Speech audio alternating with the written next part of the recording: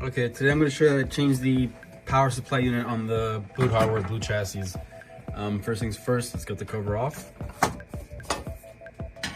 Once the cover's off, let's disconnect everything before we play with the screws. So first things first, the 8-pin PSU connector, take that off.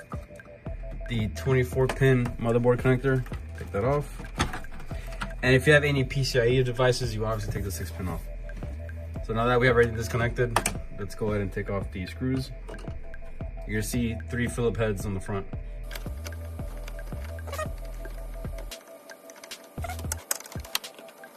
And 3 screws. So now this just slides right out. Push it back a little bit, a little wiggle, pops right out. Bring your new one in, slide it right in, just like the old one was. Make sure you align the 3 screw holes in the front, and let's secure those in first.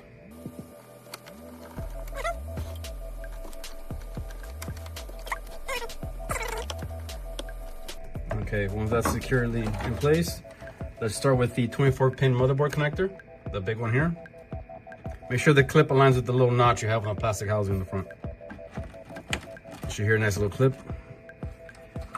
Let's find the 8-pin CPU connector. Also, clip, match with the notch. And if you have any PCIe devices, you go ahead and connect those, route them across. Make sure you don't block any fan or it doesn't hit the blades. And connect it across.